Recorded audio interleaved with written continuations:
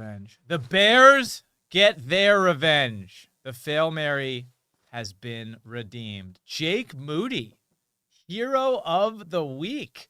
I thought he was going to miss. Yeah. The kicker who got the axe in San Fran goes 4 for 5 and wins the game for his new team. Kind of an incredible moment. What a great game to watch, Dill. Yeah, I mean, let's see Jake Moody. Look at this young man. This leg, 4 for 5. He's a bad kicker. He's not a good kicker. He's Also, a bad kicker. The kick that he made to win the game did not look like a solid kick. Like it went in, but like I was like, what the hell was that? No. It looked like a knuckleball from 38 yards out, and they celebrated because they're the Bears, like he had just hit a 60-yard field goal. But the reason why they were allowed and afforded that opportunity is because of this play. Which is we just have a screenshot of it, but 3 minutes left in the fourth quarter. That fumble was horrific. The Commanders let them back into it, which is kind of ironic because that's how the Bears lost last year. Was the Commanders let them back in it? Tyreek Stevenson is talking to the fans. Hail Mary at the end of the game.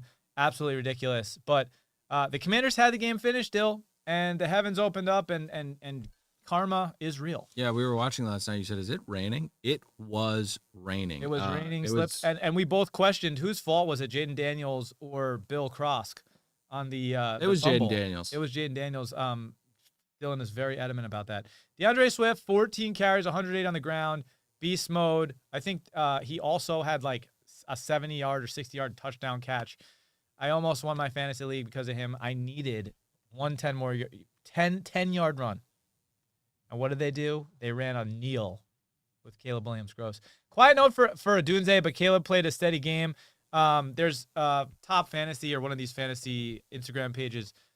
They broke down Rome Odunze's game yesterday because this is what the savages who have Rome Odunze and look at his stat line and go, why do you only score 5 points? They broke down 3 plays that it was Caleb Williams' fault that Rome Odunze didn't have 35 points last night. Shut up. And by the way, he had like 8 points, and they're saying he should have had 35 because Caleb missed him on a 40-yard touchdown, a 30-yard touchdown, and then the penalty on the illegal. Did they film that and put it out? Yeah, 100%. Commanders, hyped coming into the season, mediocre team, but the Eagles are shit this year. The Cowboys are shit this year, and they can still win the division. I mean, and by the way, before we get to that, look at the NFC North right now. It's virtually identical, and because the Packers tied the Cowboys, they're at the top of the North. Listen, the Lions played the Chiefs. I imagine the Packers are going to have to play the Chiefs, the Vikings, and the Bears. I imagine the whole division is going to have to. Lions get the loss. I still think the Lions are the strongest team in this division. What do you think, Dill? Yeah, they are. Micah Parsons is overrated. Who cares? Remember when they became Super Bowl contenders when they traded for him? Still our best team in the division. Super Bowl contenders. Still our best team in the division by a mile. Yeah, I don't think they could beat the Eagles. We'll see. The Bears look good. The NFC North is dead even. Dylan, point I would like to revisit. And this is a point that I would like to revisit really quickly. In one of the segments last week, you said one of the worst takes was that Drake May was a better quarterback than Jaden Daniels. Do you care to not laugh at that now? Oh, no. Listen, we don't have enough of a sample size. I'm steady on my laurels. Drake, I'd like to see a similar situation. Drake May's in the rain and has to finish that game. All right, I'm sure the ball slippery when wet, just like the signs. All right, just like the signs. The signs tell you.